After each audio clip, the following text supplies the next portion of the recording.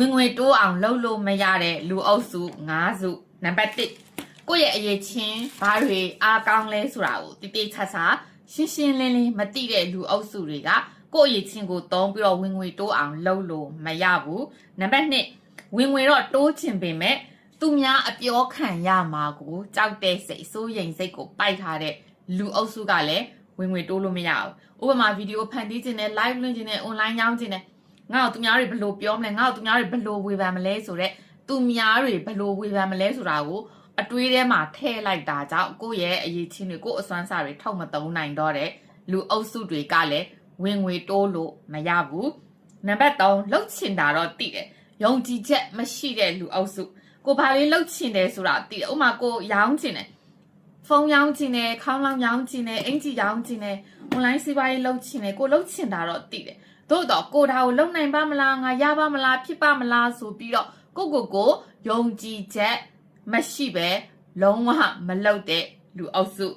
နံပါတ်4ကိုရဲ့လက်ရှိကိုဆုံးရှုံးသွားမှာကြောက်တဲ့လူအုပ်စုဥပမာကိုထိုင်းမှာနေတယ်ဆိုတော့လကစားအလောက်ကတစ်လောက်2000ဘတ်2000ရနေတယ်တခြား online စီးပွားရေးလာလုပ်ရမှာကိုကြောက်တယ်ဘာကြောင့်လဲဆိုတော့ကိုရဲ့လက်ရှိအလုပ်လုပ်နေရင်းနဲ့ကိုမနိုင်မနှင်းဖြစ်မှာကြောက်တယ်လက်ရှိအလုပ်လုပ်နေရင်းနဲ့ဟိုအလုပ်ကိုသွားလိုက်ဒီအလုပ်ကိုသွားလိုက်ကိုရဲ့လက်ရှိအလုပ်ကပျောက်သွားမှာကြောက်တယ်လက်ရှိကိုဆုံးရှုံးသွားမှာကြောက်တဲ့သူတွေကမဖြစ်ပေါ်သေးတဲ့အရာကိုရဲရဲကြီးလုံနိုင်စွမ်းအောင်မရှိဘူးဒါအရင်အရေးကြီးတယ်နော်ချဲတို့လက်ရှိကိုလည်းဆုံးရှုံးသွားစရာမလိုပဲကိုလိုချင်တဲ့ငွေဝင်လန်းအစ်ကိုလည်းဖန်တီးလို့ရတယ်ဆိုတာကိုကmindset ချက်ပြီးတော့တွေးမှပဲကိုယ့်ရဲ့ဝင်ငွေကတိုးပွားလာမှာဖြစ်တယ်။ဒါကြောင့်မလို့လက်ရှိကိုဆုံးရှုံးသွားမှကြောက်တဲ့လူအုပ်စုကဝင်ငွေတိုးလို့မရဘူး။အရင်အရေးကြီးတယ်။နံပါတ်5ဝင်ငွေတိုးစရာအခြေအနေတွေနဲ့မရင်းနှီးချင်တဲ့လူအုပ်စုတွေကလည်းဝင်ငွေတိုးအောင်လုပ်လို့မရဘူး။ဥပမာ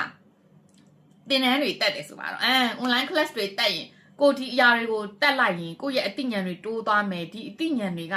ကိုယ့်ရဲ့ငွေဝင်လန်းတွေပိုပွားများလာနိုင်တော့လေကိုကအဲ့ဒီသင်တန်းတွေနဲ့စာအုပ်တွေနဲ့ online class တွေနဲ့မရင်းနှီးခြင်းဘူးဟုတ်လားအဲ့လိုမျိုးမရင်းနှီးခြင်းတဲ့လူအုပ်စုတွေက